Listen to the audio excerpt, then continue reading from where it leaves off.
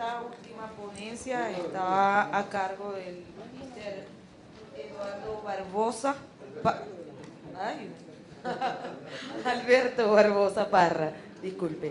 Economista de la Universidad del Zulia, con posgrado en Administración de Empresas de la Universidad Rafael Urdaneta, certificación internacional como facilitador en psiconeurolingüística del programa de especialización de la Universidad del Zulia, en alianza con el Instituto Venezolano de Psicolingüística y el Instituto de Investigaciones Científicas IBIC.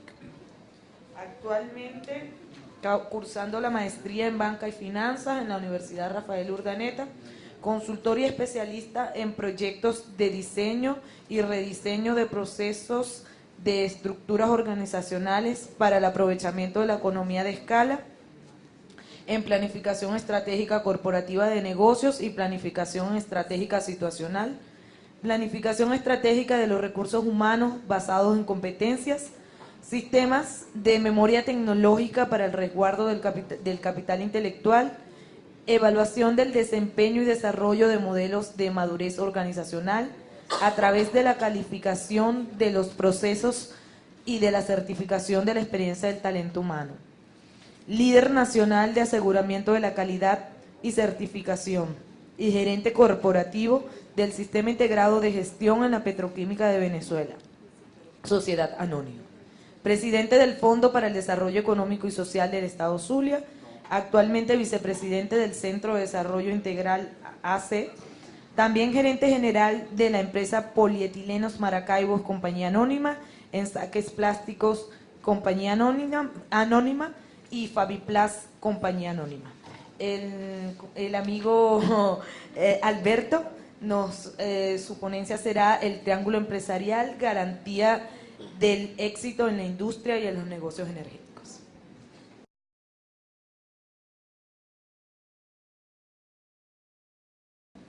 Gracias, buenas tardes. Me disculpo por no estar con ustedes a las 8:30 que me llamaste.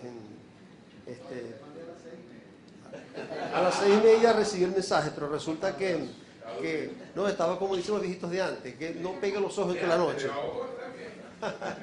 Esto es un tratamiento de conducto y una abuela que no duerme toda la noche. Bueno, esta presentación es un poco, digamos, son muchos los temas que se abordan. Afortunadamente oculté unas láminas que Ender la mostró en la presentación, porque en materia de planificación situacional, lo que voy a platicar con ustedes lo aprendí de Hugo y de Ender cuando estuvimos en la petroquímica en el año 2010, que hicimos un ejercicio de planificación estratégica súper interesante, llevado desde la base, trabajando con los trabajadores.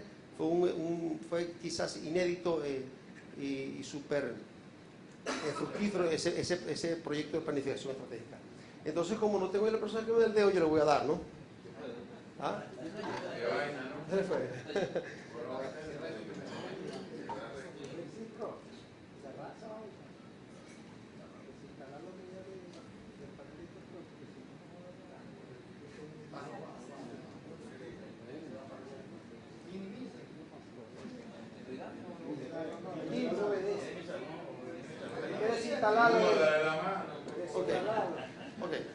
Ok, clic ahí.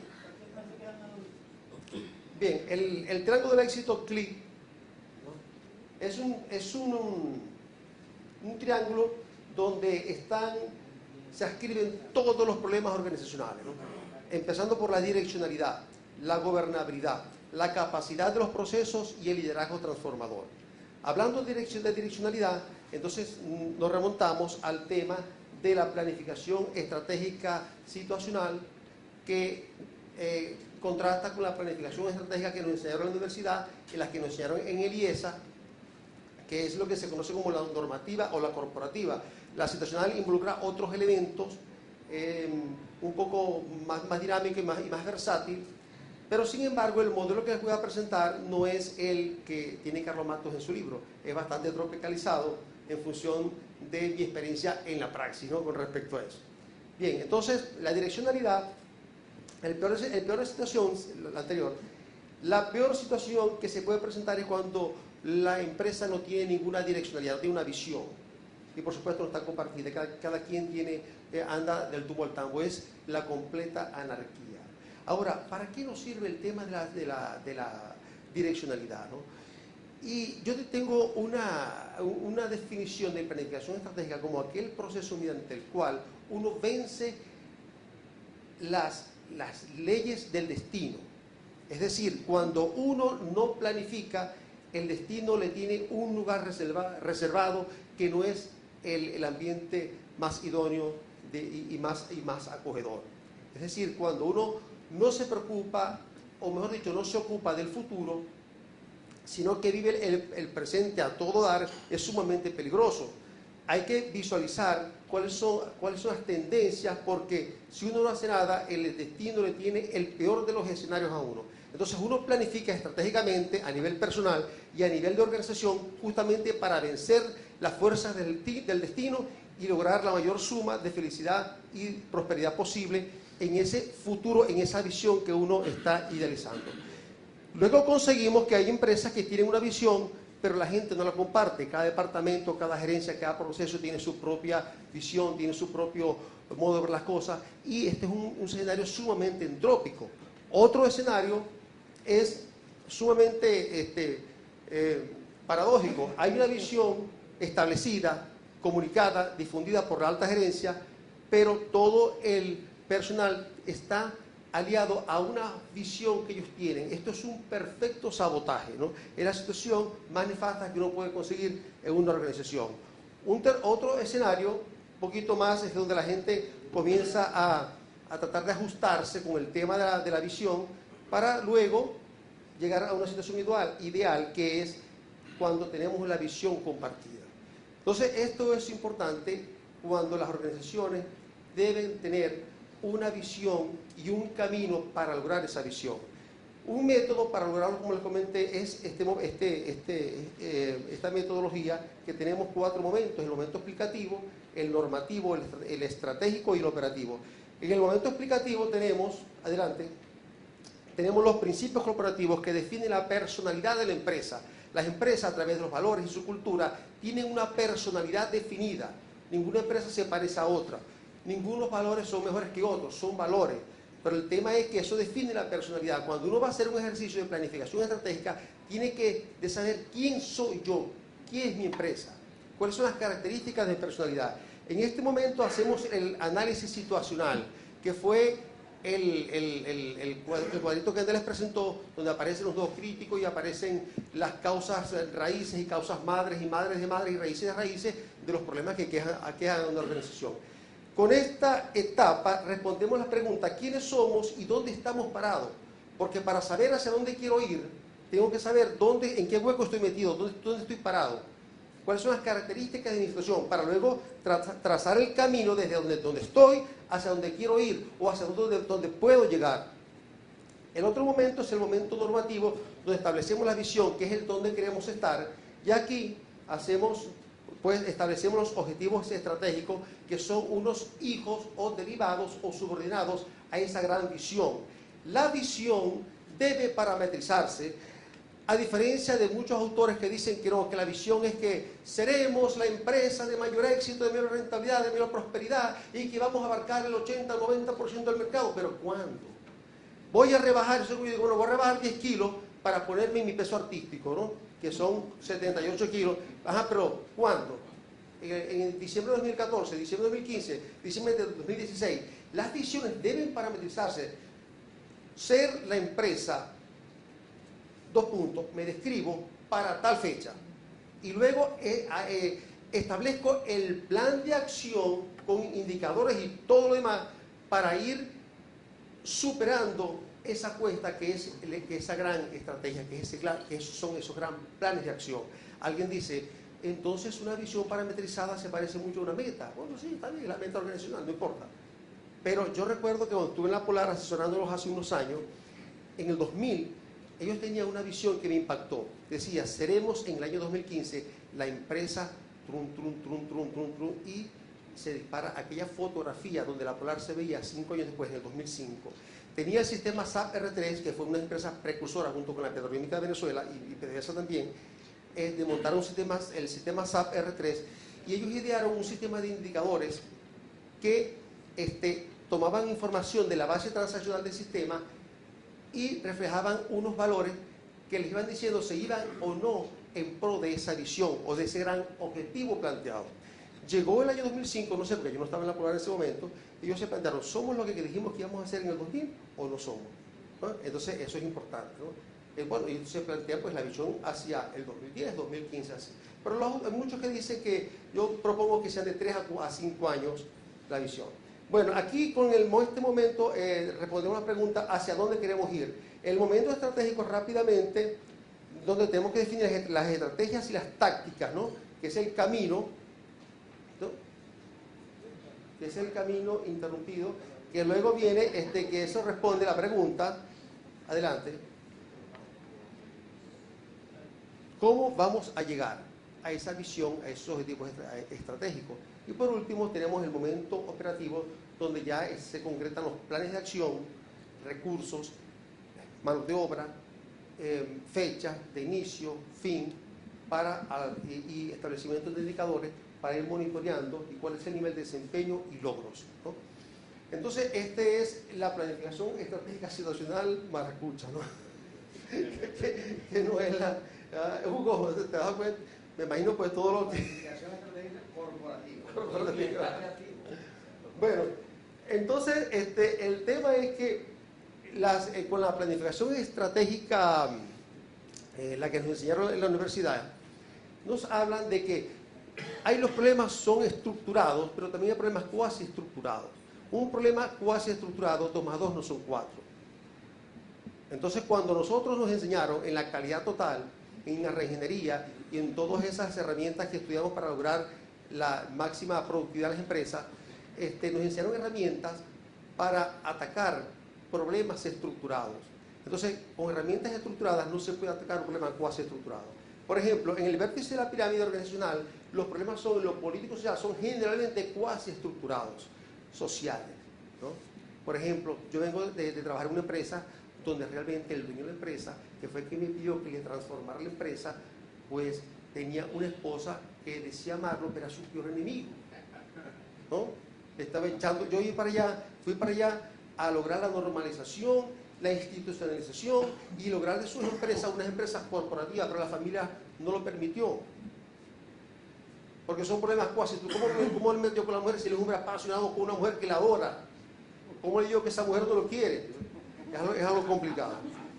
Bueno, aquí, a nivel de los procesos, sí, los problemas son generalmente estructurados y se pueden resolver con el Pareto, el Ichikawa, los histogramas de frecuencia, las herramientas de control de la calidad, gestión, aseguramiento, isonomía, etc.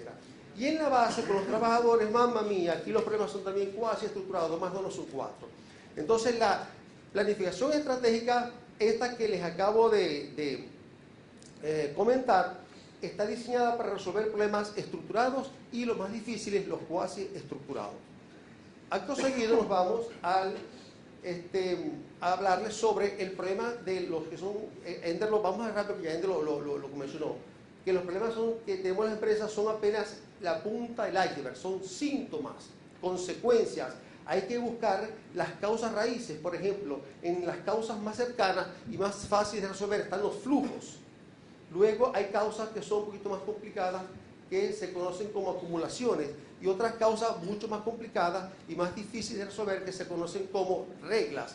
Entonces, los flujos es lo que se conoce como la fenoestructura de las acumulaciones de fenoestructura y la genoestructura genética. Esto es más difícil de resolver. Las herramientas de calidad total, y se lo digo con propiedad porque me formé en ese mundo, están diseñadas básicamente para resolver lo que son flujos y un poquito las acumulaciones. No se meten con profundidades, ¿no? En cambio, el diagrama explicativo situacional que Ender les comentó hace rato es una herramienta poderosa para resolver todos los problemas, incluso históricos y acumulaciones ancestrales de una organización.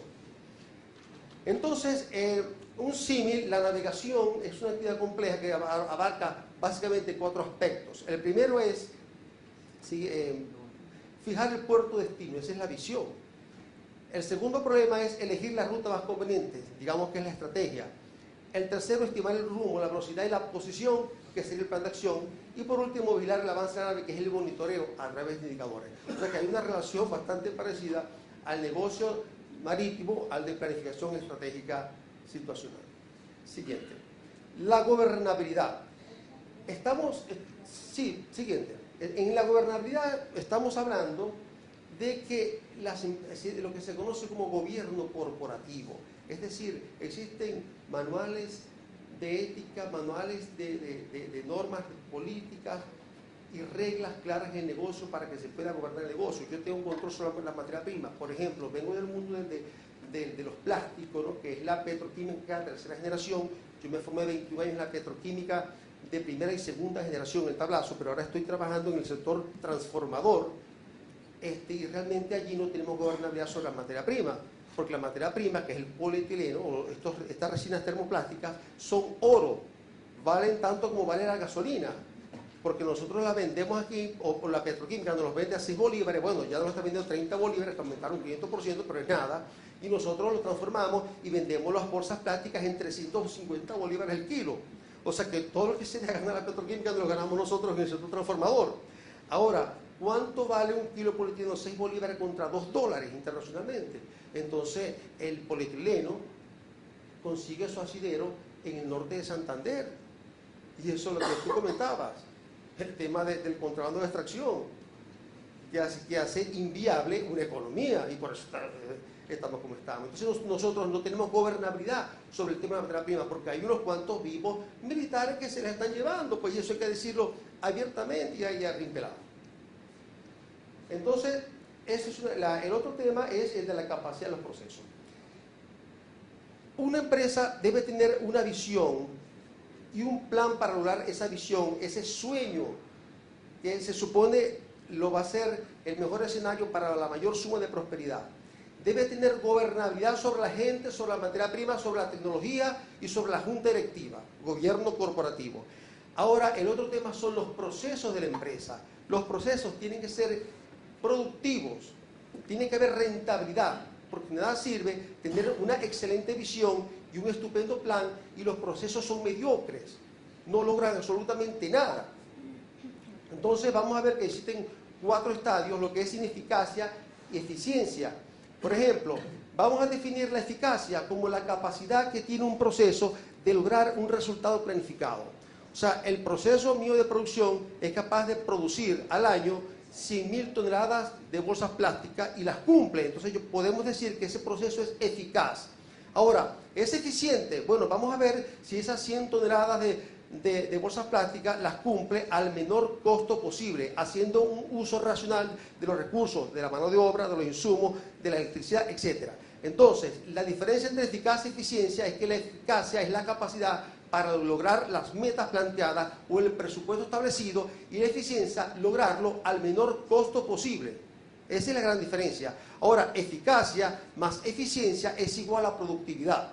Entonces, por ejemplo, cuando una empresa está ubicada que tiene procesos ineficaces, ineficientes, está haciendo lo no correcto incorrectamente. Este es el peor de los escenarios. Hay empresas que son eficaces, pero son ineficientes. Entonces están haciendo lo correcto, pero incorrectamente. Hay empresas que son ineficaces, pero eficientes. Hacen lo no correcto correctamente. O sea que están haciendo lo que no deben hacer, lo hacen con mucha productividad, con mucha eficiencia. Y hacer lo correcto correctamente es hacia donde tenemos que llegar. Y esto es lo que se conoce como, siguiente, productividad. Para lograr el tan ansiado fenómeno de la productividad, podemos utilizar cualquier método, cualquier herramienta. Yo estoy casado con el sistema de madurez organizacional a través de la calificación de los procesos, porque eso es lo que nos dice cómo una empresa va a pasar de un estado de niñez a preadolescencia, adolescencia, a una madurez. Y eso lo podemos lograr a través de un sistema de calificación de procesos. Veamos cómo es eso. Primero, el peor proceso, clic, vamos a calificarlo como proceso anárquico. Y un proceso es anárquico cuando cumple con las siguientes características. Primero, no está documentado. No hay un procedimiento, no hay un manual de normas, no hay una política, no hay una norma, no hay una regla, no hay un indicador, ahí no hay nada. Entonces, como el proceso no está documentado y el personal no está capacitado, ¿cuál es el resultado? Bueno, que la ejecución es variable. Y si un proceso se ejecuta de manera diferente todo el tiempo, los resultados son imprevistos, ¿no? Es decir, cuando un proceso se ejecuta siempre de la misma manera, el resultado tiende a ser el mismo. Y eso es lo que se conoce como aseguramiento de la calidad. ¿De acuerdo? Entonces, cuando no hay estos elementos, entonces la empresa está a la deriva. Los resultados son completamente imprevistos. El proceso es normalizado cuando está documentado y la gente lo ejecuta o los procesos se ejecutan de la forma preestablecida, de la forma como está escrito oficialmente en los manuales de normas y procedimientos. Ahí nos ayuda mucho el tema de ISO 9000. Entonces el personal está capacitado, conoce sus descripciones de cargo, los clientes y proveedores del proceso están identificados. Yo sé quién es el que me genera mi insumo para transformarlo y sé quién es mi cliente, que es la persona a la cual repercute el resultado de mi proceso. Entonces los requisitos de los clientes están determinados y conocidos, se ejecuta de acuerdo a la documentación establecida y por lo tanto, siguiente, existe una repetitividad en la ejecución. Y si hay una repetitividad en la ejecución, significa que los resultados son predecibles, ¿no? El proceso pasa a ser eficaz cuando cumple con lo siguiente. Primero, los proveedores cumplen con los requisitos del proceso. Segundo, se logran los objetivos y metas de desafío. Tercero, se mide sistemáticamente mediante indicadores. Cuarto, los resultados son confiables. Quinto, se cumple con los requisitos del cliente. Y finalmente, los clientes comienzan a experimentar la satisfacción. Pero hasta aquí nos llevan las normas de calidad. La ISO no nos lleva hasta allá, pero tenemos que ir un poquito más allá. Vámonos entonces a un estado superior, que es el proceso eficiente. Y un proceso es eficiente cuando se logran los objetivos y metas al menor costo posible. Los indicadores revelan un aumento global en el desempeño de la organización a través de los procesos de su negocio. Se reducen los costos de la mala calidad porque los trabajos se hacen bien a la primera vez. O sea, no hay reprocesos, no hay retrabajos. Las expectativas del cliente están satisfechas. Siguiente. Están identificados los deseos del cliente. Ya en este momento, ya en este estadio de situación, la empresa se ocupa de saber cuáles son los deseos del cliente, aquellas cosas que él no nos ha dicho a nosotros nunca, porque sabe que no le vamos a cumplir. Cláusula 420. ¿Ah? Cláusula 420, ajá, sí, correcto. El proceso pasa a ser cero defectos cuando es altamente eficaz y altamente eficiente. Se encuentra bajo control estadístico, es decir, hemos reducido la variabilidad. Si la calidad es Dios, la variabilidad es el diablo. Lo peor que puede haber en un proceso es la variabilidad. Buena parte de los deseos del cliente se satisfacen porque no existe la satisfacción total absoluta. Porque somos humanos, somos diversos y todos los días pensamos cosas diferentes y queremos cosas diferentes y los medios de comunicación y el mundo nos lleva a sentir necesidades nuevas cada vez. Se asignan recursos para satisfacer necesidades futuras del cliente. Hay un proceso de marketing que está visualizando el futuro y el proceso pasa a ser clase mundial cuando se orienta hacia el 6 Sigma. ¿Han escuchado hablar sobre lo que es el 6 Sigma? 6 Sigma es la máxima expresión de la calidad. Un proceso 6 Sigma, existen fórmulas para calcularlo, que es fácil la fórmula de calcularlo, difícil llegar allá, al Sigma, es cuando hay, por cada millón de partes, hay un 3% de error por millón de partes. O sea, yo fabrico 1 millón de carros y apenas 3 de esos carros, de 1 millón, tienen algún defecto. Y mucho en el cacho repuesto. Bueno, entonces eso es el 6 Sigma. Es el 0,00000% de defectos. El proceso es modelo para otras organizaciones. Comienzan a hacer, hay revistas especializadas en institutos en este tipo de cosas. Por ejemplo, a nadie le quita al hotel de Carlton Rees el servicio al cliente. ¿Por qué resulta que tiene una política de que los llevan una base de datos, porque cada botón de lo que atiende y todo hasta el que barra allí, ellos tienen una libreta donde están escribiendo aquellas necesidades, aquellos deseos, aquellas peticiones, por muy exóticas que haga cualquier celebridad que visite ese hotel. Entonces, eso lo mete en una base de datos. Entonces, cuando viene Madonna, se va a hospedar allí, que se hospedó hace 2 años, y ellos saben cuáles son los gustos de Madonna. Y cuando Madonna llega a la habitación, se consigue con lo que ella desea haberse conseguido. Hotel de Carlton Ritz. O una empresa excelente, que es clase mundial, es de Home Depot, que la política es, usted cambia el producto y después pregunta por qué. Aquí, trajiste la factura, si no, no podemos conversar. Manufactura Toyota en manufactura no se le gana a nadie. Incluso en la Boeing y los 747 son fabricados bajo la filosofía de la manufactura Toyota. Se establecen objetivos y recursos para estar entre los 10 mejores de su clase.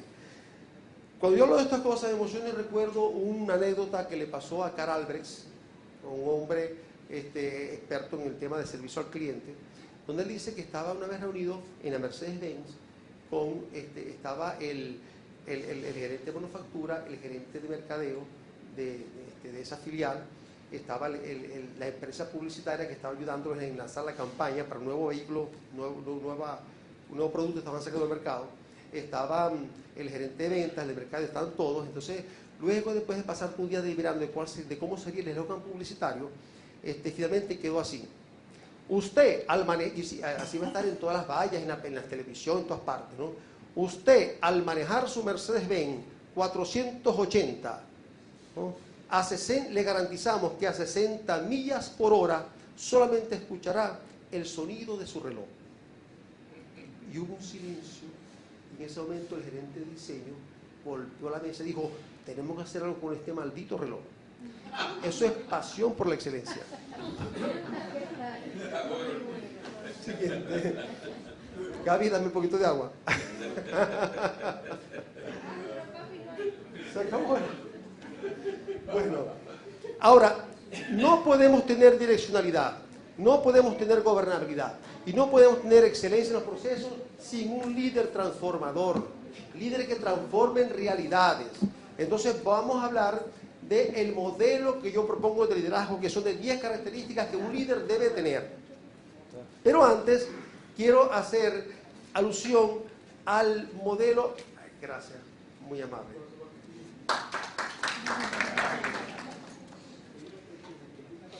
Me puse nervioso porque creo que faltaba tiempo, entonces estoy corriendo.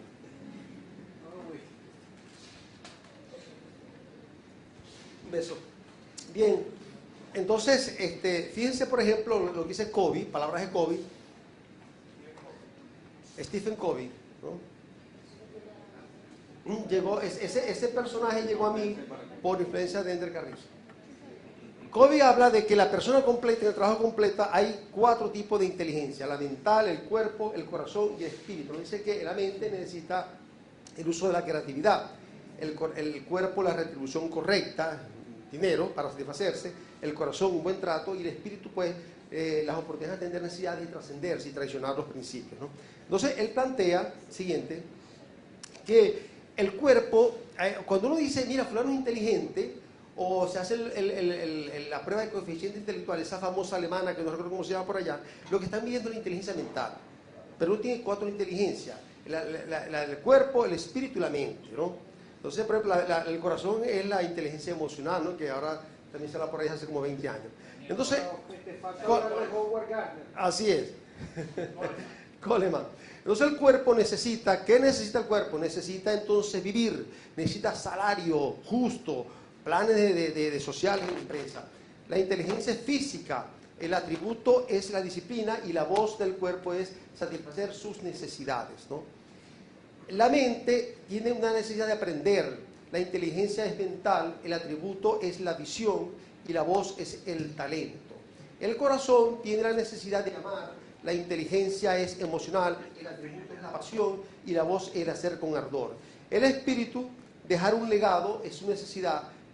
La inteligencia es espiritual, el atributo es conciencia y la voz es hacer lo correcto. Me contó una oportunidad un jefe que tuve que él estuvo estudiando en Houston, no, perdón, en Dallas. Entonces, en los años 60 estaba regresando gente de la guerra de Vietnam y uno de los combatientes se puso a estudiar en la universidad con él y le contó que cuando él llega a su casa, llega vivo y la madre contenta, él se acuesta en la cama y le dice: mamá, no se te ocurra despertarme de la forma como siempre lo has hecho. Pero no le dijo por qué. Resulta que a los marines, a los rangers, los programan, le trabajan mucho la inteligencia del cuerpo, porque ellos no pueden razonar en el momento del combate. Ellos los tocan por aquí, ellos tienen que hacer una cosa por aquí, sacan el cuchillo, ¡prum!, y le rompen la nariz, le cortan la nariz al enemigo para dejarlo listo. Entonces no pueden pensar, o sea, son reflejos condicionados. Ellos están programados, son como unos robots, como unos autómatas, o sea, es una programación del cuerpo. Entonces la madre fue a tocarlo: mijo, ¿qué tal? ¡Prum, pam, pam! Y le rompe la clavícula a la madre, ¿no? Me cuenta el jefe. Entonces luego el tema es que era una época donde sacaban esta gente peligrosa insertarse en la sociedad. Ahora esta gente es metida a programas para desaprender a nivel del cuerpo lo que aprenden, ¿no? Eso es como de chico, tú caminas porque ves caminar a la gente, ¿no? Usted no escucha esos refranes maracuchos, ¿no? Bueno, esa es la inteligencia del cuerpo. Siguiente. El cuerpo, por ejemplo, un escenario de injusticia, nepotismo, salario injusto, ¿qué elige la persona? La rebelión o el abandono. Estoy bravo o me voy de la empresa, ¿no? El sentimiento es la ira, estoy molesto. ¿Qué dice el corazón ante el maltrato, irrespeto, trato caprichoso, ¿no? La obediencia maliciosa? ¿Cuál es el sentimiento? El miedo. Tengo miedo, voy a marcha, participo políticamente porque tengo miedo a que me muera el trabajo y lo necesito de paso. La mente es un escenario donde no se le pide opinión a la gente, entonces la elección es la condescendencia voluntaria, el sentimiento es el ser ignorado. El espíritu es trabajo sin sentido, nos obligan a engañar. La elección del espíritu es la cooperación obligada y el sentimiento es la resignación y el vacío espiritual. Entonces la persona completa necesita un escenario de respeto por principios y valores para elegir la excitación creativa y el sentimiento del amor y sentido. Por ejemplo, yo en una empresa, no voy a decir el nombre de la empresa, pero en una de las últimas 3 empresas donde yo he trabajado, mi cuerpo era tratado bien porque el salario me alcanzaba. Llegaba una quincena y yo no había gastado la anterior. El corazón fui objeto de mucho respeto. O sea, nadie me faltaba el respeto. Ni siquiera los políticos más aguerridos eran incapaces de debatir conmigo o de faltarme el respeto en público. En privado y escondido posiblemente. La mente, no era que se me pedía opinión, era que yo hacía lo que yo quería hacer, porque fui llamado a reconstruir todos los sistemas de gestión de la calidad de esa empresa en todas las plantas que tenían en el país. Entonces nadie lo sabía hacer, el que no sabía hacer era yo sabía, me establecí mi propio ritmo de trabajo. Siempre llegaba a la directiva a informar sobre los resultados y sobre la plata que había gastado al respecto. Pero mi espíritu no entendía por qué la política tenía que estar metido allí, destruyendo el trabajo. Eso no lo acepté nunca. Entonces me rebelé. No voy a participar de elementos políticos. Yo vine aquí, fui a trabajar. No puedo dejar la planta sola porque venga un pedazo de ministro o lo que sea allá y hay una reunión a ir a hablar con él. O sea, cosas como esas, no podías aceptar eso. Y nunca lo he podido aceptar en otros escenarios más difíciles que tuve. Siguiente. ¿Para qué Carrizo necesitamos líderes? Bueno, también para aumentar el desempeño. Un segundo, un poquito a poco. El desempeño del trabajador depende de 2 cosas: de la motivación y de la habilidad. Yo quiero hacer las cosas y las sé hacer. Si te cumplen estas 2 condiciones, nadie puede conmigo. El trabajador son buenos trabajadores, altamente productivos, cumplen su objetivo. Ahora, ¿de qué depende la motivación? Bueno, depende del cuerpo, de la mente, del corazón y del espíritu, ¿no? ¿Y de qué dependen esos elementos? ¿No? ¿De qué depende la habilidad? De la capacidad mental, de la experiencia y de la educación. Ahora, la capacidad mental ya viene con la persona. Ahí la empresa poco tiene que hacer, pero la empresa sí, el gerente puede o el líder afectar la experiencia o educar al trabajador. Ahora, esto viene siguiente. Las condiciones organizacionales afectan estos elementos. La mente, ¿por qué? Porque no solamente el salario vive el hombre, hay otras condiciones, no se consigue lo que uno va a buscar. La inflación, la inseguridad, la suegra, la vecina, ¿verdad? Entonces son elementos donde la empresa, imagínate, yo te trato bien, pero que yo no puedo ir un poco más allá. Sin embargo, hay empresas que hacen planes sociales, planes de jubilación y planes de odontología, de maternidad, de todo, ¿no? Para tratar de mitigar las nefastas condiciones sociales y económicas y políticas del país. ¿Okay? Luego hay también, siguiente, las condiciones, perdón, yo hablé, aquí dice organizacionales, ¿no? No, me refería a las condiciones sociales, ¿no?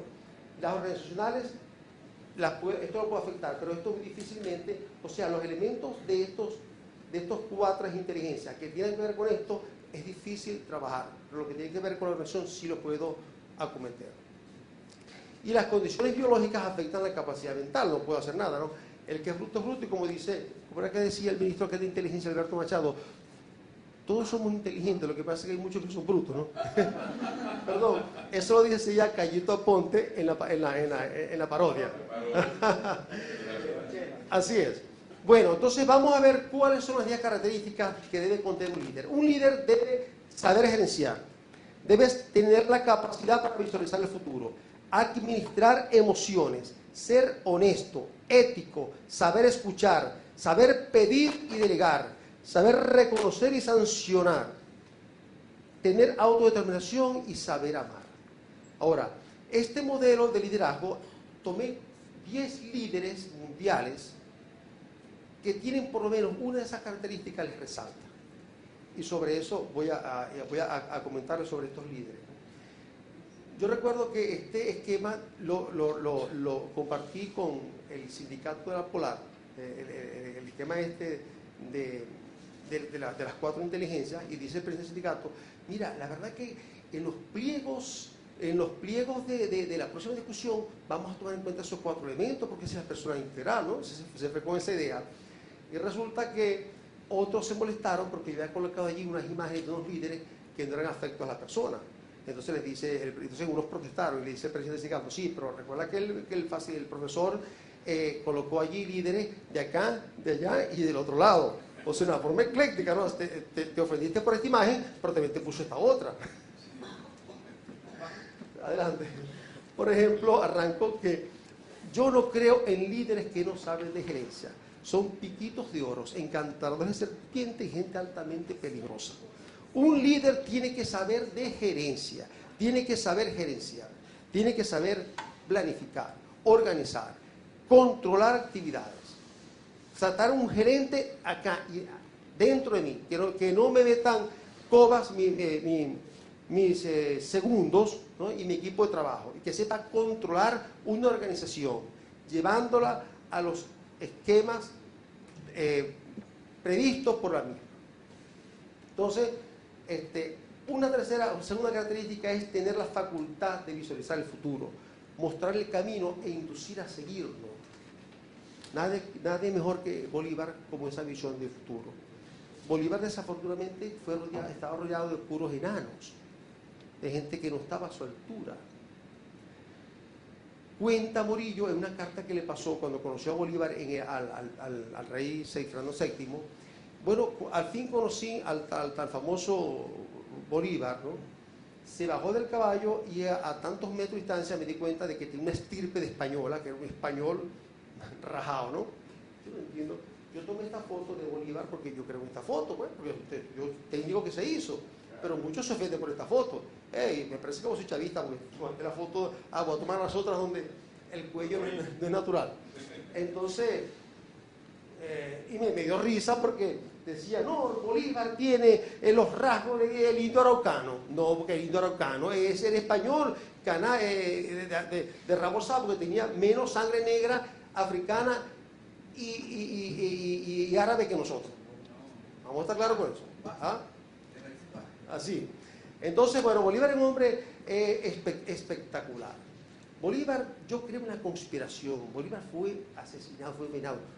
creo en la conspiración porque había que salir de él, porque se estaba configurando el capitalismo que tenía 200 años, ¿no? Y el hombre no convenía a los intereses del momento que estaban creando.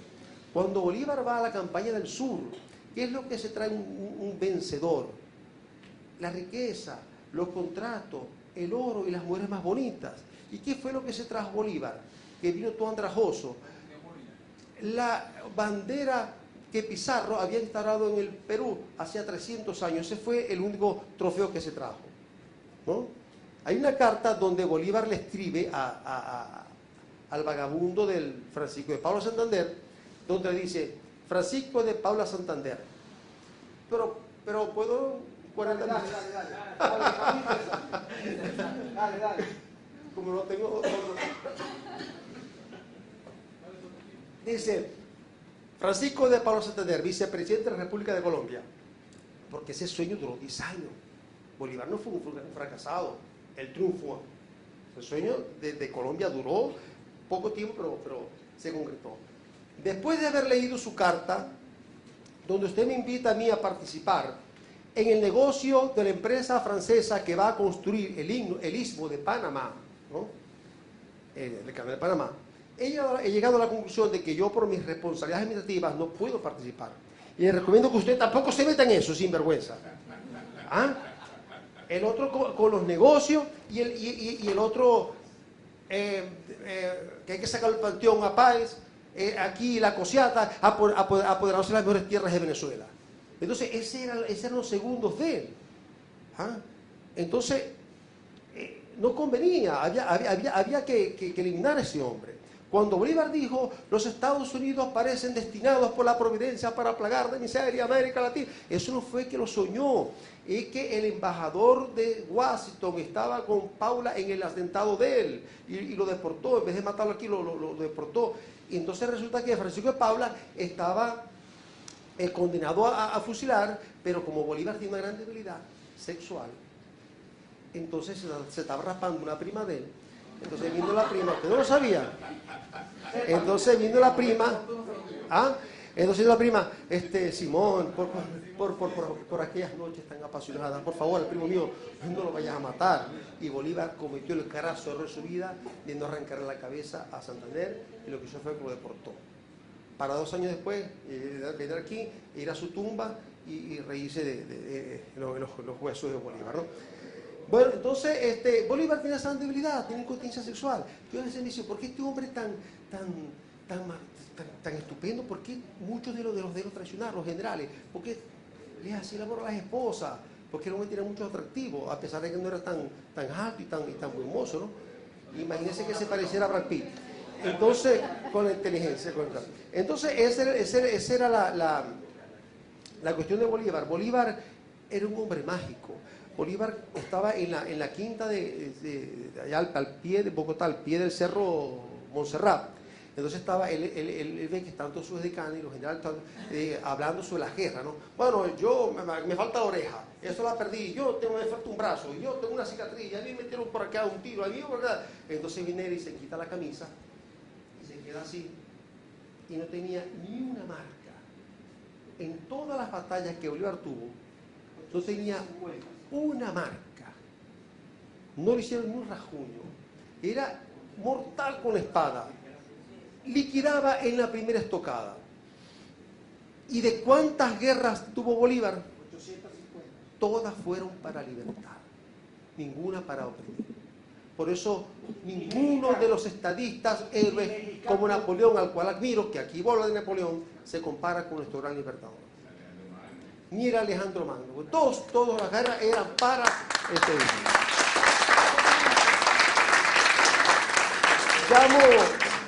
Llamo yo a mi esposa, le digo: Magda, vamos a ver la película Libertador con el Ramírez. No, que cuidado, cuidado con lo que estás diciendo. Bolívar no pertenece a todo. Bolívar no le pertenece a los chavistas. Bolívar es propiedad de nosotros. Y ese ha sido un gran error de la oposición, que lo considera un delito de lesa patria, ¿no? Que han asociado a Bolívar con Chávez y por ende se ha llevado todo el odio que el Chávez ha tenido. Y eso ha sido un graso error de un venezolano que haga eso. este hombre tenía lo suyo. Sabía administrar emociones. Sabía administrar emociones. Él conocía lo que la tropa sentía y les hablaba, y lo que quería la tropa a Napoleón. Sabía que la gente se convencía de que se pueden hacer las cosas. Pigmalión, efecto Pigmalión, era un bárbaro con eso. ¿Han oído hablar del efecto Pigmalión? El escultor griego, de la mitología griega, que hace una estatua de Galatea, una estatua de mujer, y se enamoró de ella, y era tanto el amor y la cuestión que la convirtió en mujer y se casó con ella, ¿no? Entonces, el efecto Pigmalión es que nosotros con nuestros empleados, con nuestros hijos, con la gente con la cual nosotros tenemos ascendencia, al mirarlos con amor y decir, él puede hacer las cosas, mágicamente la gente las hace. Pero si uno ve, este carajo, este empleado, este es brutal, no va a poder con eso, no levanta cabeza el hombre. El Pigmalión negativo. Napoleón era un bárbaro con el Pigmalión. Hay una guerra que yo decidí no leer más historia, porque como a mí no se me quedan los nombres y la fecha, entonces ¿para qué sentido tiene saber de historia?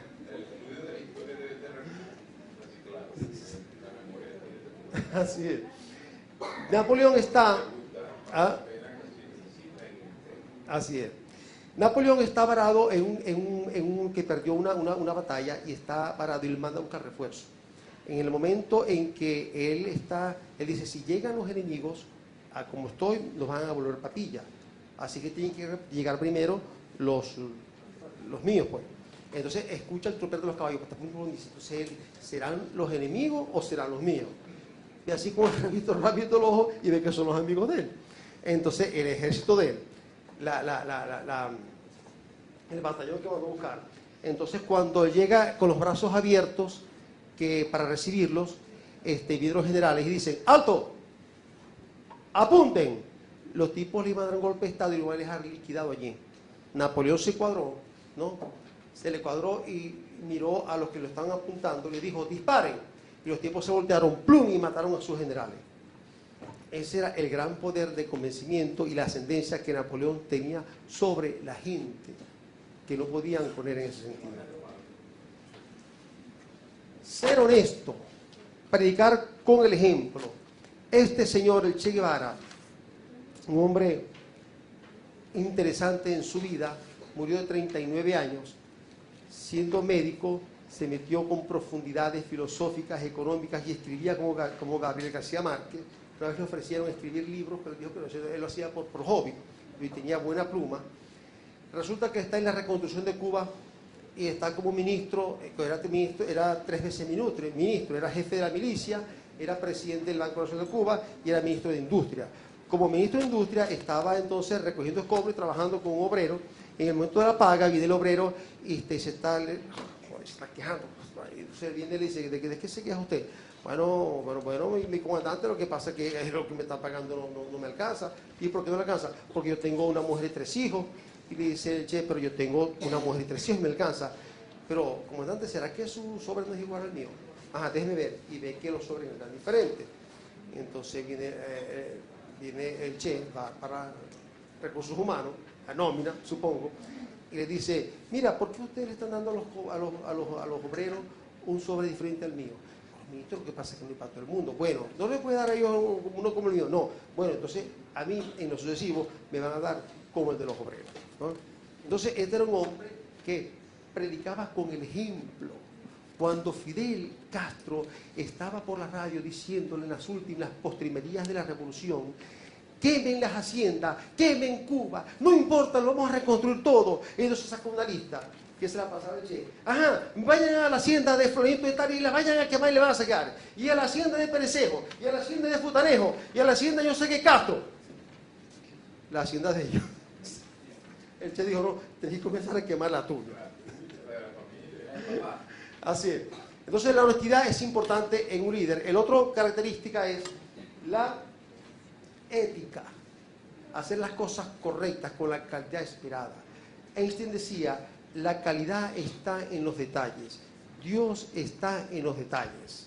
Einstein murió amargado porque el fruto de sus inventos de la fusión y el rompimiento del átomo pues causó el biopuesto de las muertes y el desastre a la humanidad que causó las explosiones, detonaciones en Nagasaki y Hiroshima, ¿no? Él murió muy amargado con eso. Me leí la carta que pasaste con la hija con respecto a la... ¿no? Esa es la física cuántica expresada en amor, ¿no? Súper interesante, emocionante esa carta. La sexta característica es el saber escuchar, ser empático.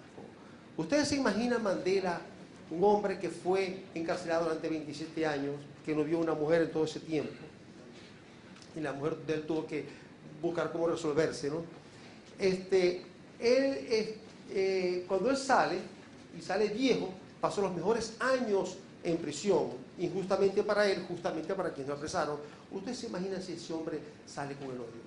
El apartheid, los blancos, y yo sé que más que nosotros, negros, y yo sé que más Italia. El hombre no une al país. Hubiese acentuado, incrementado las divisiones del país.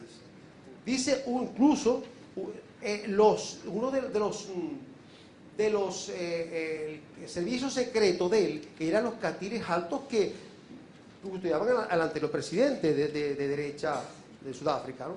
Y cuando él llega dice, hey, ¿dónde va usted? No, nos vamos, estamos todos votados. No, ¿cómo que votados? Si el que quiere trabajar conmigo que se quede aquí. Aquí no voy a votar a nadie. Cuenta en uno de sus allegados, un tipo un esbirro, no recuerdo el nombre del tipo, pero era un policía que perseguía a todos los negros, a todo ese movimiento, que le mató a la madre, la padre, la familia, los hijos, la mujer, todo el mundo lo dejó vivo de casualidad. Cuando cae el gobierno, cuando se va al otro gobierno, el hombre por supuesto la de baja, ¿no? Y se dedica, pues se jubila el esbirro. Entonces el tipo lo persigue a él, el amigo de Mandela. Lo persigue y lo tiene a 30 metros, el tipo en una playa, tirado en la arena. Entonces lo tenía apuntado, dijo, lo mato, no lo mato, lo mato, no lo mato, lo mato, no lo mato. Si lo mato, voy a actuar como él y nosotros vamos a seguir con el odio. Decido no matarlo. Momento crucial, el momento de perdonar, el momento de decir, para romper el ciclo, pues hay que perdonar. Otra característica importante de un líder es el saber pedir, saber delegar. Su gente entiende el mensaje. Este hombre era un bárbaro hablando y dándose a entender y todo el movimiento. Por eso que no convenía tenerlo en escena por mucho tiempo, el tema de Martin Luther King. Otro elemento, otra característica, la octava, es el saber reconocer y sancionar. Hay que saber premiar los buenos logros de la gente, pero sancionar los malos logros. No hay duda de que Fidel Castro, yo no conozco un caso donde un presidente haya raspado, haya arrancado la cabeza a uno de sus ministros, de sus allegados, con el caso del general Ochoa, donde Angola, el general Ochoa era ¿cómo se llama? Prócer, héroe, y el gobierno de usted no lo puede matar a él porque este es héroe nacional.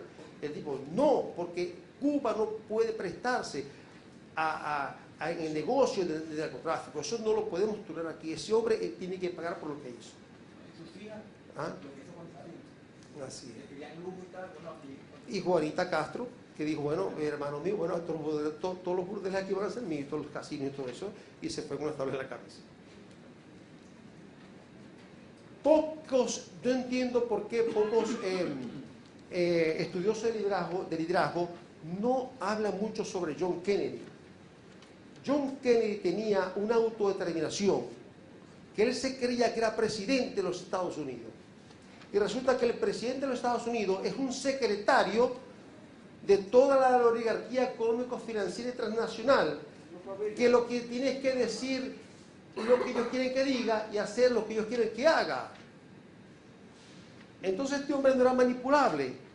Cuando vaya el cochino, el alto mando militar dijo, usted tenemos que invadir Cuba, la desaparecemos.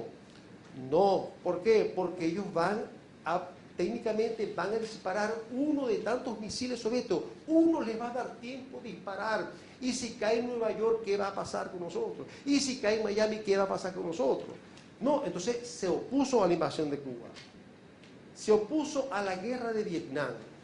La guerra de Vietnam era un negocio que tenía que ir, porque ya estaba la orden de compra de 5.000 helicópteros que el complejo militar industrial del cual Eisenhower denunció en el discurso de despedida. Esto es un peligro para la democracia del continente, el complejo militar industrial. Pero dijo fue, bueno, lo dijo cuando llegó. Exactamente. Entonces viene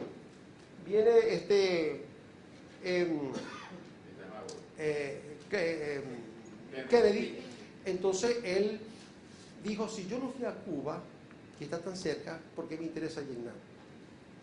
Entonces yo me voy a hacer y había elaborado los primeros memorandos de entendimiento para traer los soldados que ya estaban allá, y le dio una orden como decir, para nosotros el ministro de Defensa, donde le dijo, de ahora en adelante, el secretario de Defensa, usted va a decidir todas las operaciones encubiertas del país. No lo hacía, porque la CIA lo engañó con la operación Mangosta de invasión a Cuba, y él lo sacó a los altos líderes que tienen gerentes de la CIA y del Tribunal Supremo de Justicia que supuestamente lo engañaron. Justamente el informe Warren, ¿no? Uno de los líderes del informe Warren habían sido despedidos por él. Imagínense un enemigo para el tema de la teoría de la bala mágica. Entonces este hombre realmente pudo haber cambiado los acontecimientos, ¿no? Pero no convenía para el sistema. ¿Es un caso del Bolívar? ¿Ah? ¿Es similar al caso del Bolívar? Ajá, correctamente. Un líder tiene que saber amar. Amor del comportamiento. No puse a Cristo porque no hay una imagen de Cristo, ¿no? Las imágenes que hay de Jesús son imágenes de los actores de Hollywood. Y Jesús supuestamente era moreno, narizón, de pelo maluco y feo, como todos los palestinos de esa época. ¿Verdad? Ese era Jesús. Además, todavía no se sabe si Jesús vivió, porque quienes escribieron sobre él escribieron 60 años después de su muerte. Los que escribieron sobre Jesús no lo conocieron. Entonces se dice, una teoría por ahí, que es el cristianismo un movimiento contra el judaísmo, ¿no? Y que además, si Jesús existió, que yo tiendo a creer que sí existió, como político fue un político delirante, pero que con poco impacto en su vida profesional. Fue en el siglo IV, el 325, cuando Constantino le dio el remoquete al Hijo de Dios, ¿no? El Concilio de Nicea del 325, ¿no? Pero no se entiende, pero quiero compartir con ustedes que cuando Jesús, por ejemplo, decía ama a tu enemigo, él no decía ama a tu enemigo. Es que la Biblia fue escrita en griego, y la palabra amor en griego tiene 4 significados. Está eros, ¿no? El Dios del amor, que significa amor erótico, amor sexual, amor condicionado. Te quiero porque me quieres, además te quiero porque me das algo a cambio. Está estorgé, que es el amor que uno siente por la familia, por el amigo, por el padre, por la madre, por el hijo, por el hermano, por el trío, por el tío, ¿no? Un amor de compromiso. Está filia, un amor hacia la humanidad, amor fraterno, ¿no? Un amor altruista. Filadelfia, la ciudad del amor fraterno, ahí viene la cosa. Y está ágape, que es amor del comportamiento. Es decir, no te quiero, pero no puedo comportarme contigo como tú te comportas conmigo. Cuando Jesús decía, él no decía eros a tu enemigo, estorga a tu enemigo, no decía agapa a tu enemigo. O sea, no lo quieras, pero no le pagues con la misma moneda. O sea, una dimensión humana del hombre era espectacular. Aquí no hay espiritualidad, era que el hombre decía, yo no te quiero, pero no puedo hacer contigo lo que tú haces conmigo, ¿no? Quiero cerrar con una anécdota que leí que me conmovió mucho sobre un nieto de Mahatma Gandhi que estuvo en Puerto Rico y dio una conferencia. Él cuenta que tenía 16 años y él vivía en Sudáfrica, a 16 millas de Durban, la ciudad. Vivía en el monte por allá, en el Instituto Mahatma Gandhi para una vida sin violencia. Entonces él cuenta que el padre de él iba a dar una conferencia allá en la Universidad de Durban, le dijo que lo llevara. Entonces, como yo estaba ahí en el monte, entonces ella se emocionó y se fue a hacer unas cosas. Y dijo el padre, bueno, yo voy a estar en la universidad acá, tú llevas el carro al taller, me vienes a buscar a las 5 de la tarde. Entonces, efectivamente, él dice que lo lleva el carro para el taller, saca el carro y se fue a una película de John Wayne, ¿no? Y se emocionó la película, y yo sí, las 6 de la tarde, y papá me va a estar esperando. Y sale corriendo en el carro y llega y le dice, padre, ¿qué fue lo que te pasó? Tienes aquí esperando. No, papá, no le dijo la verdad. Papá, es que en el taller se demoraron demasiado y me entregaron el carro me lo entregaron tarde. Y sin saber que el padre había llamado al taller y ya le habían dado la información de que se lo había entregado a las 5. Entonces le dijo el padre, hijo, algo anda mal en la forma en que te he criado, que no has tenido la libertad de decirme la verdad. Has dicho una mentira. Por tanto, yo me voy caminando a la casa para saber qué hice mal. Y cuenta Arun Gandhi que el padre se fue caminando 18 millas con el traje y los zapatos de gala por caminos que ni siquiera estaban pavimentados. Él no pudo dejarlo solo. Y se fue detrás de él, manejó 5 horas y media. Dice él que esa lección de no violencia le marcó la vida y lo llevó a más nunca decir una mentira. ¿Qué tal si mi padre me hubiese hecho una golpiza como lo solemos hacer nosotros? Me hubiese superado la mentira y hubiese seguido mintiendo. Pero una vida sin violencia es el mejor ejemplo para hacer entender a las cosas. Gandhi posiblemente, a lo mejor quizás no era tan espiritual como uno lee sobre él. Para mí también tuvo que ver que la no violencia y el amor eran la única arma para independizarse del sometimiento británico, porque militarmente era imposible. De todas maneras, aunque eso fuera, este ejemplo de una vida sin violencia y del amor es espectacular. Entonces, finalmente, la direccionalidad, la gobernabilidad, la capacidad y el liderazgo transformador son la clave para el éxito empresarial.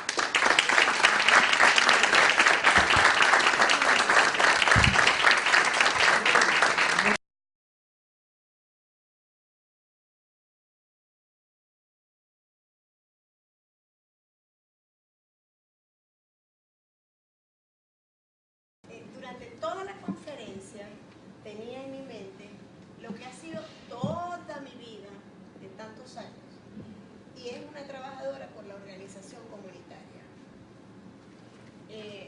Yo le doy las gracias al profesor Hugo por haberme invitado a este evento, ¿verdad? Y de pronto, o sea, yo toda la conferencia estaba pensando, claro, él se está refiriendo a la organización, a una organización empresarial, pero yo dificulto, exceptuando algunas personas que pertenecen al proceso revolucionario, que tuvieran, o sea, yo tenía en la mente todo el tiempo era la empresa como tal, la organización comunitaria como tal. Los consejos comunales deben ser unos gerentes con esa formación, y yo siento que no se han dado a la tarea de formar a los consejos comunales, a los directivos de los consejos comunales como gerentes, porque su producto es un servicio y su cliente es la comunidad. Ahora bien, toda la conferencia me parece que tiene que estar direccionada en este ámbito de la organización comunitaria, no solamente verla para una empresa organizacional como tal. Quería hacerle una observación seria sobre las características de los líderes, las 10 características. A mi juicio, me parece que en algunos estuvo como demasiado evidente un sesgo ideológico, ¿ok? Y por último, si esta mañana, ante unas personas que hablaron del amor y de la espiritualidad con tanta vehemencia, yo defendí la posición de que el amor lo implantó Jesús cuando dijo: les dejo un mandamiento, que se amen los unos a los otros como yo los he amado. Y me pareció, con todo el respeto que se merece, le voy a pedir que me disculpe si estoy haciendo mal, pero me pareció un irrespeto a Jesús de que él usara como remoquete que era el Hijo de Dios. Jesús, ese término me pareció demasiado peyorativo y tengo que defender por encima de todo, como católica cristiana que soy, que Jesús es el Hijo de Dios y es Dios a la vez. Y muchas gracias por permitirme expresar usted y profesor. 5 minutos. Como estamos al final de la jornada, salvo que deseemos quedarnos por más tiempo, pero aquí hay unos límites también de tiempo para cerrar los espacios, tratemos de ser breves en las intervenciones. Sobre todo, que es de preguntas y respuestas, como aclaró el mismo Vladimiro, ¿no? Para dejar a un lado la vanidad. Entonces, bueno, hagamos las preguntas para que hayan respuestas. Bien, la pregunta va sobre el tema de liderazgo como tal, ¿no? Una necesidad que hay en todos los niveles a nivel mundial es liderazgos correctos, como te digo, ¿no? Útiles. Una de las características y las cualidades del liderazgo son los valores y principios, el amor, ¿no? Al que usted se refería, y que una de las tablas veo que está haciendo referencia a la conciencia. En la realidad hay una metodología donde se pueda fortalecer esos principios y valores en los trabajadores y que no sea algo como lo que se ha visto hasta ahora, que es muy superficial y no soluciona el problema de raíz. Metodología es un poco difícil porque estamos hablando de emociones, sentimientos, posiciones, ¿no? Pero los 7 hábitos que plantea Covey, la metodología de practicarlo 21 veces hasta que se llegue, puede ser que nos lleve a cambiar ciertos hábitos y dejar unos para adquirir otros, ¿no? Pero esto básicamente es una cuestión de reflexión. Cuando uno estudia, o por ejemplo yo me formé, o la empresa me envió a trabajar con la gente de Carnegie, el tema de dirección, presentaciones orales, hablar en público, cómo hacer un programa de televisión, ese tipo de cosas, ¿no? Okay, se puede aprender con entrenamiento, pero aprender a ser líder, mucha gente nace con las prerrogativas de un líder, ¿no? Otros estudiamos para tratar de actuar como líder, ¿no?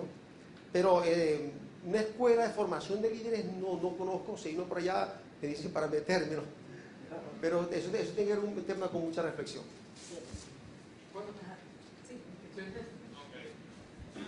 Muchísimas gracias y quiero hacerte 2 preguntas muy específicas.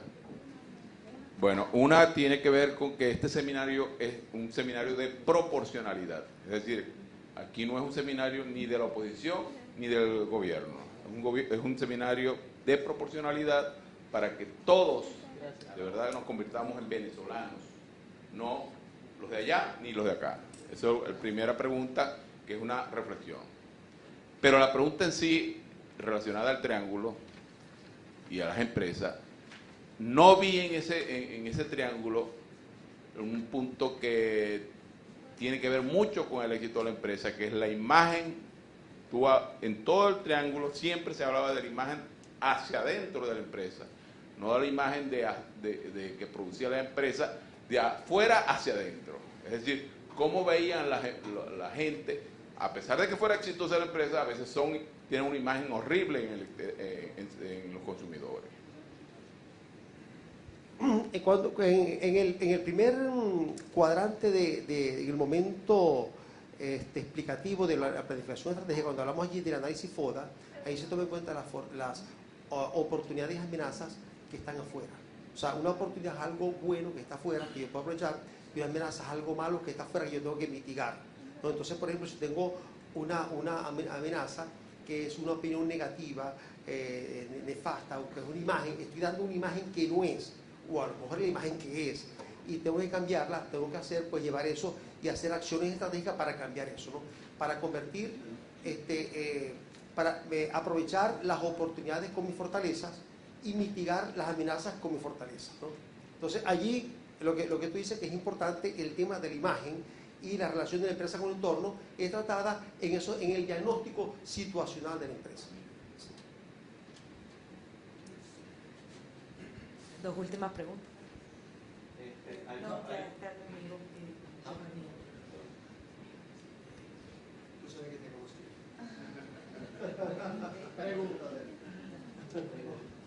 Ok, gracias. Mira, existe el líder que generalmente está dotado de algunas cualidades y algunas virtudes, como la que exponía, y ciertamente este líder siempre va un paso antes de su discípulo, por lo tanto exige.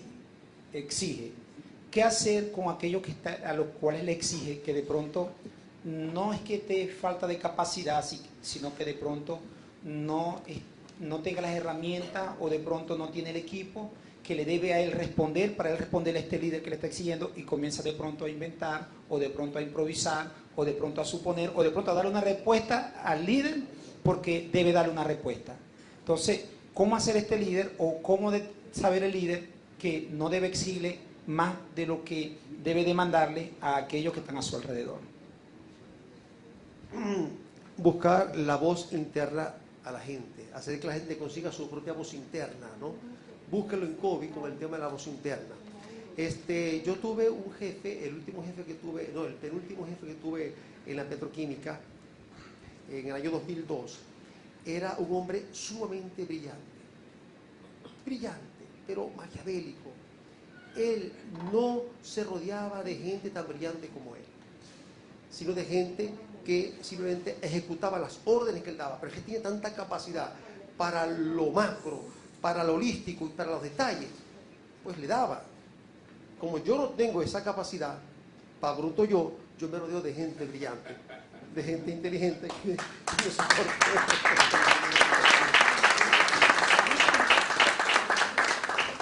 Una pregunta que me imagino que está en la mente de alguien y veo que no la han hecho, ¿no? Entre las características y las fotos de los líderes, en su muerte muchos líderes vinieron a rendirle honor al líder de líderes, ¿eh? O sea, una pregunta, ¿por qué no mencionaste la figura de Chávez con las características de los líderes?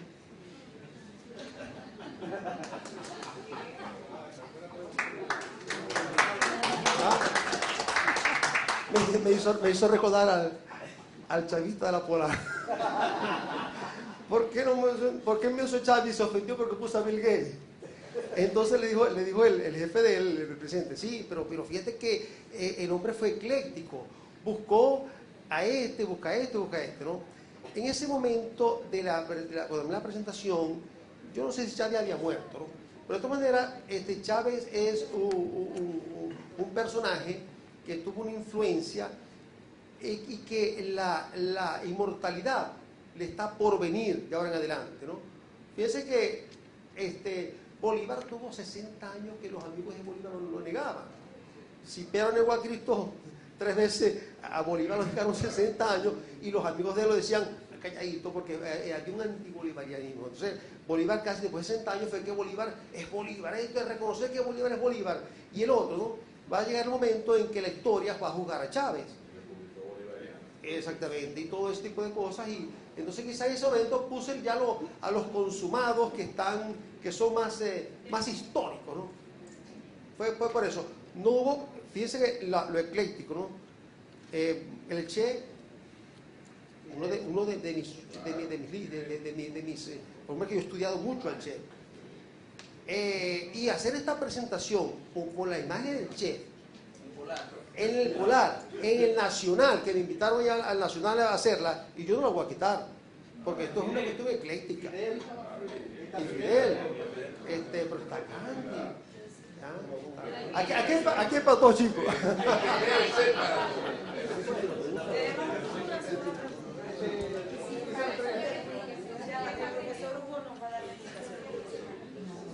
Ok, ya para culminar, ¿verdad? Muchas gracias. Alberto, ¿no? Alberto, ok. Yo, verdad, sí me nutrí de muchas cosas. Solo que no vi tampoco cómo combinar esto. El único que nombró el Plan Patria fue aquí el ingeniero.